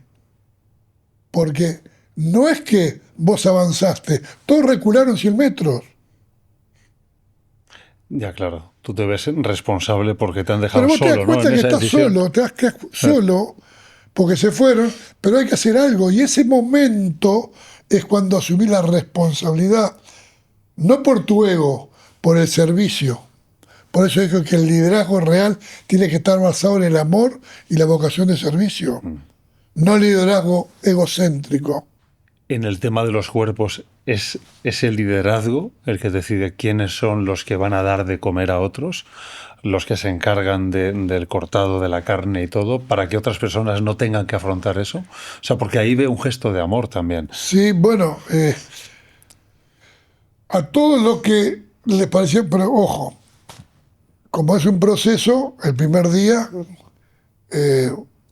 después la mente lo acepta, pero la mente da la orden, pero la mano no se mueve. Claro. Pero aparte, vos pones un cordero en el freezer y cuando lo querés cortar es una roca, es una estatua. Otro impedimento real. Entonces era tan difícil que los que asumieron que había que hacerlo, que estaban comprometidos en la decisión de empezar a comer, éramos 5 o 6 y estábamos afuera. Y cuando se llegó, después de horas de tratar de entrar a la roca, como unos fosforitos así, Sí. se pusieron en una bandejita y hacían cola y la agarraban de a uno. Y la nieve atrás. Como cuando perdés la virginidad. Antes es una barbaridad y al otro día es lo más normal del mundo. Claro. Tienes que, además, imagino que psicológicamente No, no, fue horrible. lo tienes que normalizar, ¿no? El primer día yo me lo puse acá y hasta arcada. Y me pareció que. O sea, una cosa que me dé cuenta, pero después cuando lo haces, Sí. en ese momento. Pero eso fue el primer día. Al otro día, era la cosa más natural del mundo. Porque además empiezas a experimentar el beneficio de No, comer, ¿no? No, porque ya entraste en la dimensión, Sí. ya sos eso. ¿Lo puedes hacer porque te has disociado de alguna manera? No, no, al contrario, te asociaste. ¿Te asociaste? No que te disociaste. ¿En qué sentido? O sea que... Porque vos sos la unidad. Claro, Los vivos y los muertos somos lo mismo. claro. Si somos un equipo, yo te ofrezco mi cuerpo y te morías al otro día. Como dijo Gustavo Nicolich el día antes de la avalancha, Claro, entiendo lo que quieres decir. escribió en una carta, el día antes de la avalancha. 3 días, nevaba y adentro apareció un cuaderno y un lápiz y empezaron a escribir algunos. Y él estaba frente a mí y agarró un lápiz y escribió una carta. Cuando terminó, me miró y me dice, si yo me muero, dásela a mamá y a mi novia. Ok, le dije, sí. Y me dio el cuadernito. Agarré el lápiz y cuando fui a escribir, puse en el papel Sí. para escribir y no la podía mover. Sí. Y no, dale, apurate, dale, boludo, escribí. Y ¿sabes qué hice? Cerré el cuaderno y dije, tomá, yo lo voy a contar. Me di cuenta, si lo escribía, estaba despidiéndome. Ya, ya. Nicolich al otro día se murió. ¿Sabés lo que escribió? Desde lo más profundo de mi ser le pedíamos a Dios que este día no llegara. Pero ha llegado y tenemos que aceptarlo con valor y fe. Si los cuerpos están ahí porque Dios los puso. Y después dice, y si llega el día en que yo pueda ayudar a mis amigos con mi cuerpo, lo haría con mucha alegría. Lo escribió hoy y se murió el otro día. Sí, sí, tremendo, tremendo. Pero eso está escrito. Se lo leí a la madre, el mundo lo ve. Pero eso lo decíamos hablando. Porque una cosa dije o no dije, está escrito por una persona que murió el día después de que lo escribió. Ese es el pacto que asombra al mundo. ¿Por qué crees que cuesta tanto entenderlo? Porque creo que en una situación de adversidad, cualquiera de nosotros nos comeríamos, sin dudar, el cuerpo de un amigo. Porque esa es la extrapolación errónea. Nuestros amigos siguen vivos en nuestro corazón. Claro, es que... Yo soy la voz de lo que no tienen voz. Ellos te están hablando. Cuando yo te leí la carta de Nikolic, ¿quién la trajo yo? ¿Quién se lo dio? Porque cumplí honré la palabra. Claro. Entonces ahí estás viendo lo que es el compromiso, lo que son los valores, que son inmutables. Claro. Pero no es lo que digo, lo que hago. Hoy los políticos, antes de las elecciones, te prometen todo, después no te dan nada. Y lo siguen votando. Y lo que tú dices, Gustavo, es que, o sea, tú puedes comer ese cuerpo precisamente porque has sido capaz de hacer esa diferenciación entre lo material y el mundo no material. Porque estamos conectados con un estado de conciencia que la materia es un elemento, Claro, pero no es la persona. correcto. Una persona muerta no es nada. Se la van a comer los gusanos, se la van a digerir los jugos. Va a ser parte del abono de la tierra. Y no sirve para nada. Cuando vos te das cuenta que la utilidad y la trascendencia es que vos muerto sigas siendo el mejor amigo de tus amigos, Claro. porque gracias a mí ustedes van a volver. Eso era lo que te daba fuerza en vez de sentirte culpable. Y te daba sentido de la utilidad a ti mientras permanecías vivo, porque sabías que si morías serías útil para el Pero resto, si tuvimos que hacer esto, que es durísimo, es para que llegue alguien a la meta. Claro. Porque cuando llega el primero o el último, llegan todos. Cuando nosotros volvimos al mundo, se acabó la incertidumbre. Porque las madres tuvieron la certeza de que su hijo había muerto, porque Gustavo me trajo su cédula y su reloj. Si no, estaría acá. Y me trajo la carta. Si no, cada vez que suena el teléfono, ¿será mi hijo que me llama? ¿Entendés? ¿Viste lo que es la imaginación? El duelo. Entonces, distinguir lo esencial de lo secundario es muy difícil. Lo real y lo imaginario. Entonces, cuando vos aceptás parte de esta experiencia maravillosa que es la vida, se te tiene que acabar toda esa dicotomía y tenés que ser parte de la solución y no del problema. Y tenés que acordar quiénes son los que quieren este esfuerzo. Entonces los invito, no los obligo. Nadie está obligado a nadie. Pero en este barco, el que sube sabe que lo único que puede hacer es el máximo. No es un poquito. Vos no te podías equivocar, porque si te equivocabas era la muerte del otro. Ahí es donde trascendés el ego, te das cuenta que sos parte de una partícula de un todo. Yo sé que la gente dice, no comimos los amigos. Los amigos están vivos, están acá, estamos hablando de ellos. Entiendo el matiz. Entonces digo, y no hay ningún acto de salvajismo. Construimos una sociedad solidaria. Los bienes pertenecieron a la comunidad. Creo que es falta de empatía, Gustavo. No, pero claro, es tan fuerte. Y yo llegué a Europa en el año 76, íbamos a lugares, el jet set de Viniven, Carolina Mónaco, Marbella, Príncipe Conló, Gumila, James Hunt, Sean Connery, y fuimos a una fiesta y venía la gente a sacarse fotos contigo. Y yo estaba por atrás y veo que quieren Le Messier le Cannibal. Jo.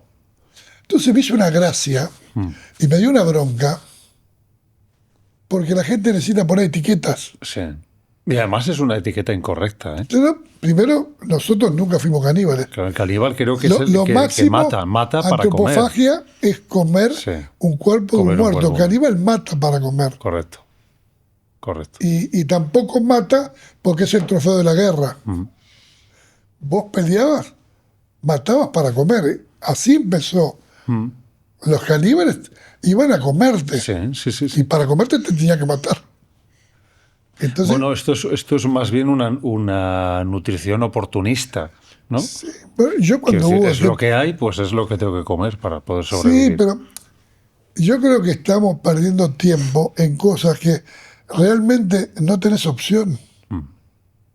Y elegimos vivir. La muerte era obvia. Si no hubiéramos hecho nada, Claro, no hubiera cambiado nada, Claro. y éramos un cadáver más, que no dejó nada. claro. Y estos chicos que murieron dejaron un ejemplo de entrega, de amor, de solidaridad, que trasciende el tiempo. Entonces, no representamos a la humanidad que lucha junta, Totalmente. abrazada. No somos lejos de héroes, somos personas ordinarias, comunes y corrientes, que nos dimos cuenta que para vivir había que hacer cosas extraordinarias. Qué bueno. ¿Cómo fue soportar ese juicio social? O No. sea, que la gente no fuera capaz de ver todo ese gesto Pero colectivo. nos importaba tres carajos lo que decía la gente. Si yo tenía el permiso de mi amigo, ¿qué te importa a mí? Fue tan al revés que cuando salimos nos vieron la Iglesia Católica. Primero, los expedicionarios que durmieron con nosotros la primera noche, la Fuerza Aérea que nos sacó, los médicos del hospital y los curas que venían a darnos ánimo, nos dijeron, muchachos, no es necesario, no cuenten nada, está todo bien. ¿Por? No. Entonces, como veían que estaban haciendo un tabú de un tema que no era tabú, porque fue discutido, hablado y se resolvió en armonía, Sí. democráticamente, ¿me entendés? Sí, sí, sí. Con los vivos y los muertos. O sea, ¿qué le voy a decir a que si tu hijo me dijo, por favor, yo te autorizo? Nadie puede opinar. Es un contrato entre dos partes, ¿no? Es un pacto. Es un pacto. Pacto de vida. La muerte estaba obvia. La vida era esa. Para vivir, yo te doy mi cuerpo. Si es necesario, contá con él. ¿Y los profesionales querían como silenciarlo para no hacer nos ruido? nos querían ¿O era, proteger. era validaros de alguna manera, ¿no? Sí, muchachos. Como lo van a despedazar, los vamos a proteger. No digan nada. Ya. No hubo doble intención. Fue protegernos. Con amor nos vieron. Están tan vulnerables. Pero mirá, cuando esto empezó, los padres sí que no. Yo le conté todo a mi madre y mi madre me decía, no es necesario. Era duro de escuchar, ¿no? Para No, como ellos. diciendo, sí, bueno, no pasa nada, está todo bien. No pasa nada porque te lo estoy contando. Si yo no te lo cuento, sí pasa. Claro. Es un no dicho. Sí.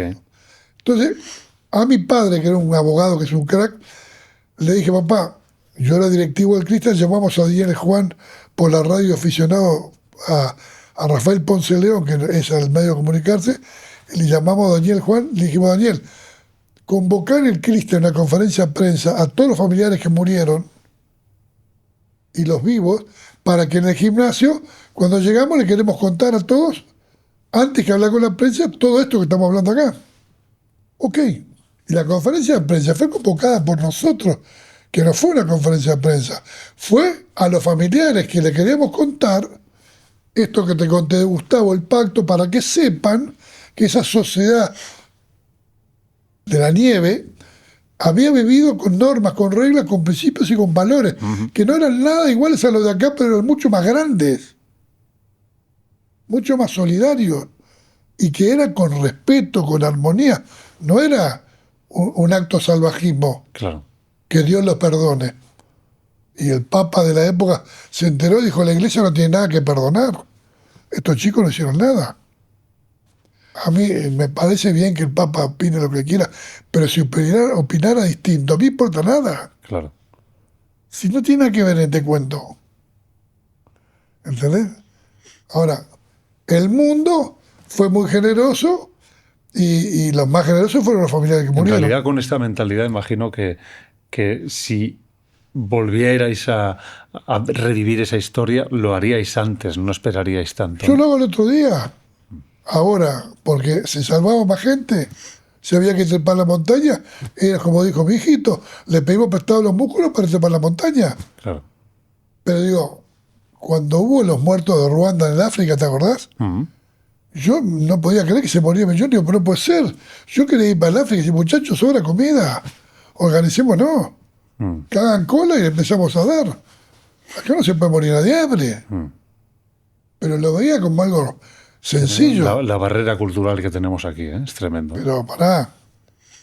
Eso dicen, no te quepa la menor duda, que cuando tenían hambre, hacían así, se lo papaban así. Ya, Pero no decían nada. ya. Sí se morían de hambre y todo eso estaba hecho para que una cantidad de vivos consigan países que donen cosas para esa guita que mandan se la reparten a otros vivos, que es lo que pasa con todas las cosas que hay. Porque piden a todo el mundo, pero no les llega a la gente. Hablando de muerte, ¿cómo es convivir con una muerte en cuentagotas, o no tan en cuentagotas, de personas que quieres, de amigos, ¿no? Pero, Carlos, es igual ahora. La vida es un milagro y la muerte es un misterio. Y en el medio está que venimos a aprender y discernir lo esencial de lo secundario y ser felices. Todos nos vamos a morir un día, sí, pero todos los otros días tenemos que vivir. Yo no sé cuándo me voy a morir, pero vivo la vida preparado para lo peor, esperando siempre lo mejor. Y me importa tres carajos cómo, cuándo y por qué. Pues yo no sé cuándo, pero hoy vivo intensamente. Me tomé un avión, vengo acá a hablar contigo, y ahora tengo que tomar un tren y ir a Valencia, y yo no te conocía. Y vine solo por un motivo, porque me dijeron que eras un buen tipo, que tenías un buen programa, y yo creo que hoy, en estos momentos de incertidumbre, a la gente hay que dar esperanza y darle ilusión y transmitirle la alegría de vivir. Totalmente. Y eso es gratis, yo no cobro por esto. ¿Entendés? Entonces, lo hago porque soy la voz de los que tienen voz y los primeros que están orgullosos son mis amigos que nos pidieron que no paráramos a contar la historia porque ellos son los que viven. Nosotros todavía duramos. Ellos viven para siempre. Están en la eternidad. Nosotros estamos aprendiendo. ¿Cómo es ese vínculo que tenéis vosotros? Porque imagino que esto debe ser muy difícil de entender desde fuera. El vínculo de unión que tenéis todos los que estuvisteis en aquella Primero, tragedia. somos 16 sobrevivientes y son 16 cordilleras. Cada uno vivió la suya. Y cada uno da lo máximo que puede. Por eso nosotros le mostramos al mundo cómo a pesar de la diversidad se logra la unidad. No tenemos nada que ver. Pero eso es lo importante. Entonces, somos como muestras de que esa diversidad, cuando se alinea, logra cosas increíbles. Por eso es importante. No somos héroes. Cuatro cabezas, 8 corazones, no. Somos ordinarios, no tenemos nada distinto. Sí, hicimos cosas distintas. Y en la vida hay que hacer cosas distintas. Me gusta mucho lo que dices de las 16 cordilleras. O sea, cada uno hubiera contado una película con otros matices, probablemente, ¿no? Hubiera sido un relato distinto. Claro, pero cuando yo hablo contigo, yo no soy un sobreviviente de los Andes. Soy un ser humano que agradece pasar por situaciones donde se equivocó mucho. Y es mi sabiduría. Los errores más grandes es mi conocimiento, lo otro es información. Claro. ¿Y cómo es, Gustavo, vivir la vida? Tú ya eres un hombre... ¿Cuántos años tienes? Tienes que tener... 72 de almanaque.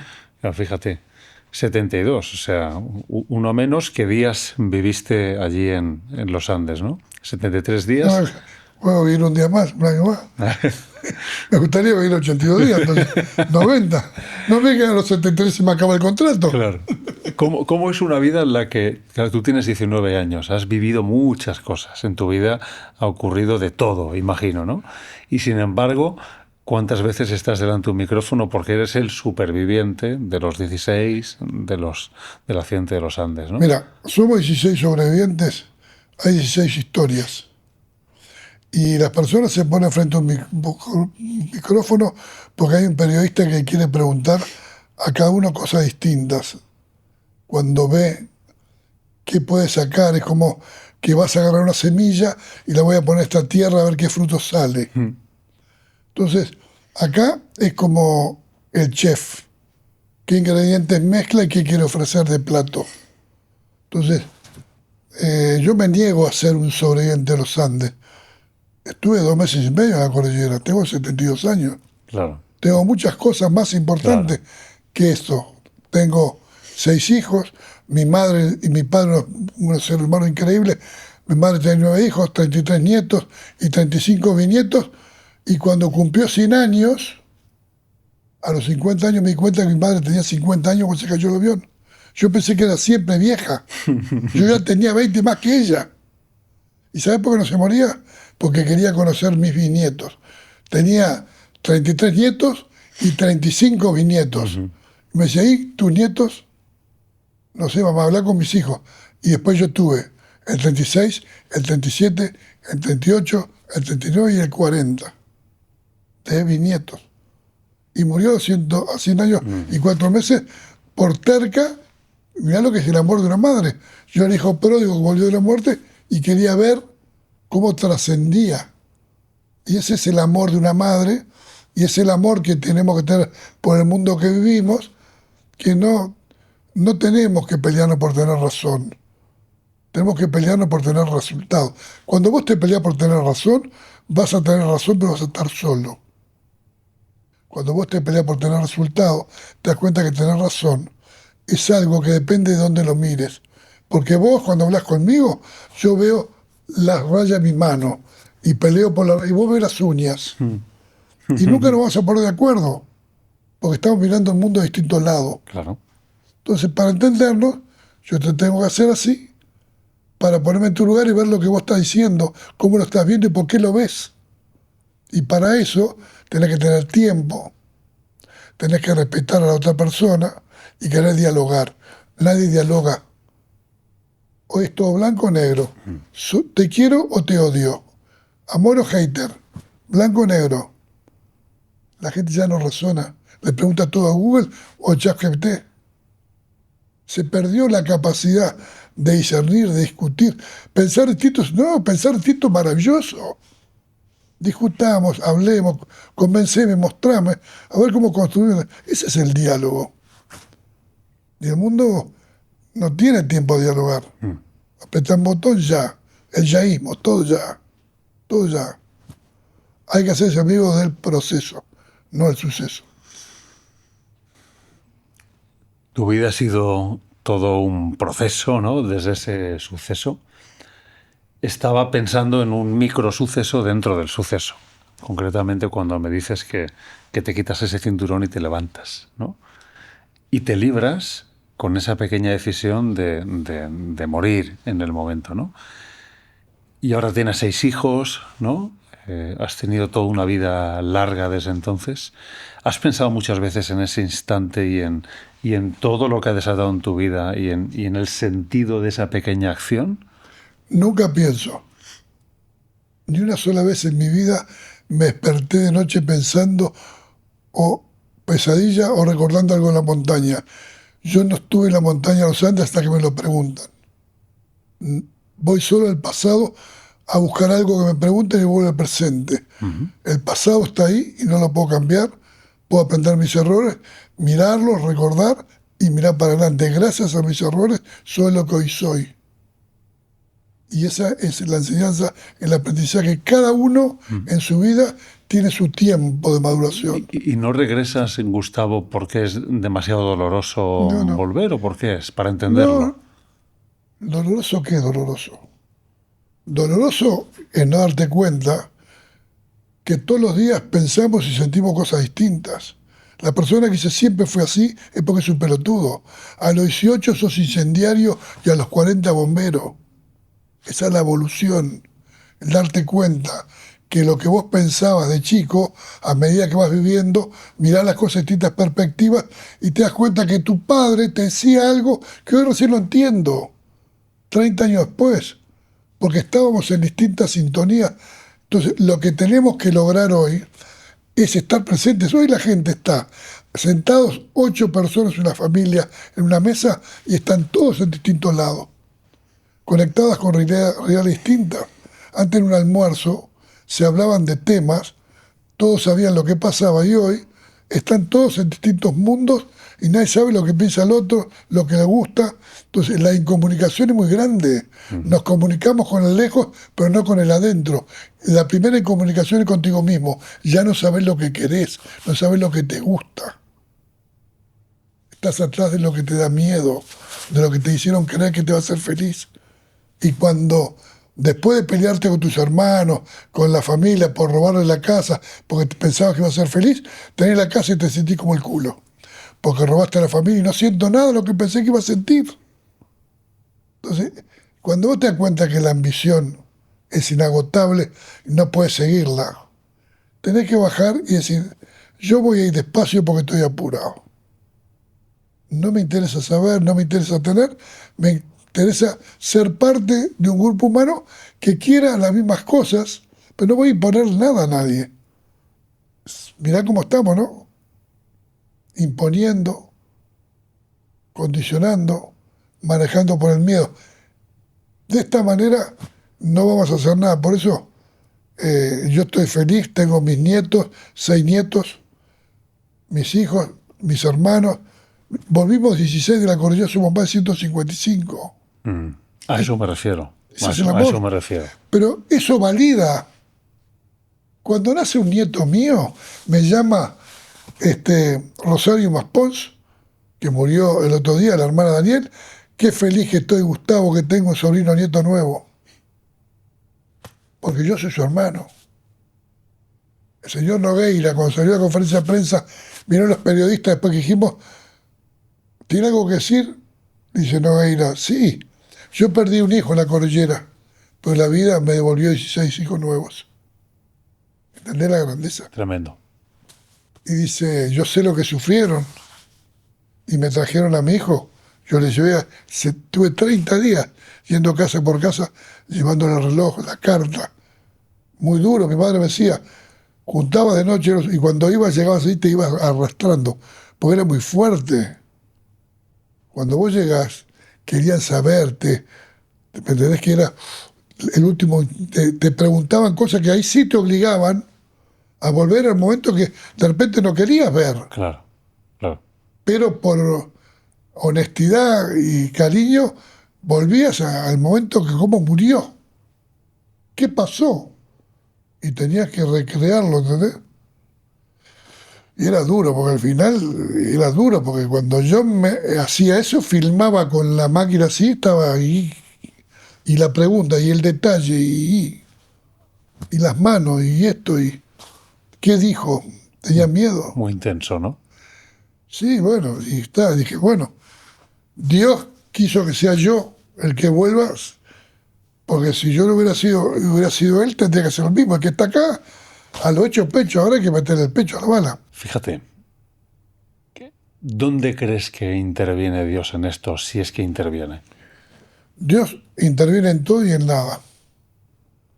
Primero, yo te dije que en ese lugar majestuoso, tan grande, y vos tan pequeño, cuando las estrellas son tu universo, y vos te das cuenta que el hielo está sentado, tiene 3000 años, te das cuenta de lo que es el tiempo. Un niño que acaba de nacer y un viejito de 99 años al lado le queda el 100% del tiempo. El tiempo no es lo que pasó, es lo que me queda. Y ahí te das cuenta de la responsabilidad. ¿Qué hago con ese tiempo? Lo tengo que aprovechar. ¿Hice todo lo que hice para que malgastarlo? ¿O para compartir un poco de esperanza, ilusión, alegría, disfrutar? Es duro. Pues yo a veces no tengo ganas de levantarme y me levanto. A las 6 de la mañana salto, hago 500 abdominales, puya, calistenia, voy a jugar al tenis y después voy a trabajar. Voy 5 horas por semana a las cárceles, hace 20 años a trabajar con los presos, para que tengan segundas oportunidades, conozcan el amor, trabajo en equipo, los valores. Y eso lo hago porque a nosotros nos abandonamos, yo a esta gente los abandono, digo. No tuvieron ni la primera oportunidad. El padre era traficante, la madre era prostituta. A los 8 años, como me dijo un día que fui, a los 8 años fue el primer robo, a los 9 años me violaron, a los 12 el primer asesinato, hace 40 años que entro y salgo. Esta es mi casa. Y yo lo abrazo, le digo, yo te quiero mucho. Lo que no puedo creer. Gracias por traerme luz a la oscuridad. La primera vez que me enamoro en mi vida. Entonces vos decís, a mí me dieron amor, bueno, lo voy a tratar con amor, lo voy a abrazar, ellos no se tocan. Si te tocan es para pelear, para darte una puñalada, no te miran a la cara. Es otro código. Y bueno, tengo la locura de sentir que, como ese niño que estaba sentado en el agua, en la orilla del mar, cuando salen los pescados y se están muriendo, ¿viste? Que saltaban, los agarraban y los tiraban al agua. Y viene una señora y dice, ¿pero qué estás haciendo? No, estoy salvando a este pez. No, pero no vas a poder salvar a todos, sí, a todos, no, pero este se va a salvar. No podemos cambiar el mundo. Tenés que cambiar tú. Y cuando tocas a personas, ayudar a que cambien. No porque tienen que cambiar, si tienen ganas. Si quieren seguir quejándose, llorando y anulándose la vida, que lo hagan, pero tenemos que asumir esa responsabilidad de cambio, sin exigir. Me impacta esa imagen, ¿no? Coges el pez y dices, este sí se va a salvar. Sí, todos no, pero este se va a Sí. salvar. En cierta manera, pudo ser así, a ojos de un creador. Gustavo sí. Yo creo en Dios, pero no un Dios que es mío. Todos los seres humanos creen en Dios, en el Dios que quieren. Un ateo que no cree en Dios es igual que yo que creo en Dios, porque creer en Dios y no creer es un acto de fe. Creo que no existe o que creo que existe, ¿sí o no? Y yo, creer en un Dios que es mi amigo, que es un Dios bondadoso, que quiere lo mejor para mí, que está siempre a la orden para ayudarme cuando le pido fuerzas. El único que no estoy disponible soy yo. Cuando me creo Dios soy soberbio, arrogante, mentiroso, chanta. Cuando estamos mal y nos pasa algo, todos le pedimos a Dios ayudar, por favor, Dios, que mi papá no se muera, que mi hijito se salve, ¿sí o no? Entonces, ¿qué es un Dios comodín? Los comodines somos nosotros. Dios es infinitamente misericordioso. El mío, el que me enseñaron era castigador. Te vas a quemar para siempre en el fuego del infierno, en el pecado mortal. Temor a Dios. Esa era la iglesia. ¿Te ponía la espada así o te la daba vuelta? La espada te cortaba la cabeza o la cruz te salvaba. Mirá cómo conquistábamos a los fieles. Sí. Bueno, lo mismo en la Guerra Santa, en el nombre de Dios, por favor. Vamos llegando al final, Gustavo. Te agradezco mucho el rato, y todo lo que has contado. Es muy interesante escucharte y aprender. Yo siento que he aprendido de ti hoy. De verdad. Y quiero conectar con ese momento del principio de la entrevista donde decías, la intuición me hablaba. Siempre me habla la intuición, pero para eso hay que hacerse amigo de uno mismo, en el acierto y en el error. Porque cuando te equivocas y estás destrozado, tenés que tener la capacidad de reconocer que te equivocaste para buscar una nueva oportunidad para redimir, enmendar el error haciéndolo bien. Y esa es la naturaleza del hombre. Venimos para aprender, para superarnos. Y hasta el último día tenemos que aprender y desaprender algo. Y todos tenemos distintos procesos y distintas metas. Por eso, ser congruente, consecuente y estar alineado es algo que es personal, pero tenés que tener una ser ecuánime y buscar la manera de hacerlos todos juntos. Y cuando yo vengo acá a España ahora, porque me traen mentes expertas, lo hago porque yo le digo que la mente experta es la que es capaz de apagarla. Se conecta con el corazón y aporta las soluciones, las cosas, los dolores, el proceso de la enseñanza como una herramienta para salir mejor de la experiencia que como llegaste. Esa es la vida. Entonces no sean ansiosos, no se desesperen, no abandonen. No es una lucha. Las cosas fáciles demoran un rato, las imposibles son un ratito más. Hay que ser perseverante, tener constancia y levantarse en la vida solo una vez más que las veces que te caes. Y eso es el liderazgo. Solo llego más rápido, pero juntos llegamos más lejos. Es como el de la flauta que lo seguía en la ratita, ¿viste? El mejor pastor es aquel que el rebaño lo sigue porque le reconoce su voz. Así es. Imagino la respuesta que me vas a dar, pero ¿cómo esperas la certeza de la muerte? Yo no tengo certeza, no tengo ninguna duda, pero Por eso digo, hablar de la muerte es hablar de algo obvio. Yo digo siempre que la muerte es la condecoración de la vida. ¿la esperas con temor, con paz? No la espero. No la espero porque cuando la tenía de frente la tuve que taclear como el rugby y partir al medio. Claro. Y no corro porque sé me que alcanza. Entonces la muerte se mata con vida, se mata con proyectos, con ilusión, con esperanza. La hermana menor de la fe. Mientras que tengas ilusión y esperanza, vas a tener una cantidad de cosas por hacer. Y las personas que tienen cosas por hacer se levantan, se mueven. Tenemos la edad de la velocidad como que caminamos. La función es el órgano. Entonces yo estoy moviéndome todo el tiempo. Vine acá, ahora me voy. Pero no me moví. Me dejé llevar, cuesta sacrificio, dormí 5 horas, ahora voy a tener que hacer no sé cuántas horas en tren. Pero valió la pena porque me entregué a que la entrevista me sorprenda. Y como me entregué de una manera muy especial, no me cabe duda que a todo el mundo lo va a sorprender. No lo que yo digo, la entrevista que hiciste vos, lo que vos le querés ofrecer a la gente que tenés acá, el Roca Project, ese es lo que importa. Este es el cuadro surrealista que Carlos ofrece. Pues espero que sorprenda para bien. Pero ¿No? Espero que sí. a todos los que están escuchando esto, díganles qué fue lo que les sorprendió y aporten. ¿Cuáles son las cosas principales que ustedes harían para mandarle un resumen de las 4 cosas que tendrían que grabar en piedra? Y eso no lo digo yo. Buen ejercicio. Lo están diciendo nuestros amigos que se fueron los que pusieron la carne en la parrilla. Y Gustavo, ¿cómo te gustaría que te recuerden cuando ya no estés?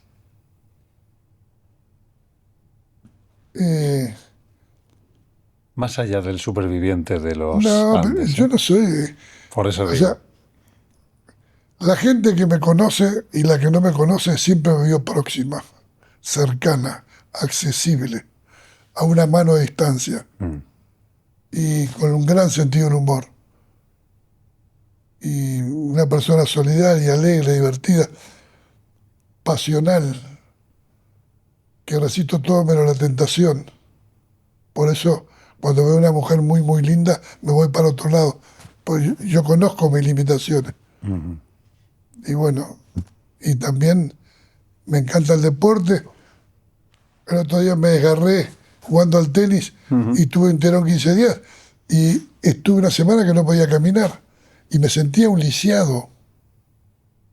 Y digo, te das cuenta que tenés salud, no te das cuenta el día que la perdés en un segundo. Y bueno, hay que cuidarla, hay que entrenarse. El cuerpo es el templo del espíritu. Hay que mantenerlo vivo, en movimiento. La función hace el órgano. Y rodeado de amigos, de hijos, de nietos, de oportunidades, de gente que vos sos importante para ellos y ellos son importantes para vos. Porque eso es lo honesto. Me gusta mucho tu respuesta. Y lo del humor también, ¿eh? De hecho, ha habido una cosa que no habéis visto. Hemos tomado algo antes de empezar y ha habido algo que me has hecho reír. Yo te dije a vos cuando estamos sentados ahí, vamos a comer algo así porque yo con hambre soy peligroso. Entonces antes de la entrevista comimos algo y vos te Le hemos dado un poco de fuet, un poco de tortilla. Estuviste más seguro, más tranquilo. Si se apaga la luz ya tendría miedo, ¿eh? Bueno, Es bueno saber reírse de las cosas. pues yo de te uno felicito mismo, ¿no? por tu programa, te deseo mucho éxito y que esta semillita de ilusión, esperanza y alegría de vivir en este mundo convulsionado dé sus frutos. Así sea. ¿Me dices que has traído, por favor, que veo ahí que tienes una bolsita con algo, un detalle Sí, o pero algo? no sé si te lo voy a dar, A ver, porque es muy difícil que yo dé esto. no me digas. Pero yo creo que te hiciste merecedor. A ver, Este es mi sombrero. no me digas. Este es el sombrero que llevo a todos lados hace años. ¿Qué me estás contando? ¿Y me lo quieres dar, Gustavo? Te doy el trébol. Wow. Este es el trébol de los Sol Christian, así que Wow, lo amigo. tenés vos, lo puedes usar. Oye, pues me honra. Cuando te lo pongas es un faro que te va a iluminar. Pues me lo pongo ya. Me lo pongo ya. A ver qué es el trébol de los Christian. Explícame. Este escudo lo hice yo cuando fui presidente. Fuimos a jugar al rugby de Sudáfrica en la época del apartheid. No se podía ir. Y fuimos a conocer cómo se segregaba la gente por el color de su piel. Y ahí conocimos a los Mandela. Fui el día que cumplió 90 años. Y bueno, acá está. Este es un símbolo irlandés de un país que nos enseñó a jugar al rugby. Los brothers del Christian Brothers eran irlandeses. Qué bueno. Pues te lo acojo con todo el corazón. Es un regalazo. Muchas gracias. Ha sido un lujo tenerte aquí, de verdad. Es un regalo que me quedo y que por suerte queda grabado para mucha gente. Mil gracias. Ahora tienes todo el derecho del mundo a descansar y a seguir inspirando. Muchas gracias a ustedes por esto y a todos tus seguidores que tienen un compromiso a escribir las 5 cosas que hay que transmitir. Hacerlo. Ya lo escucharon. Gracias, amigos, y nos vemos la semana que viene. Oye, igual me quedo la gorra un rato. Chao.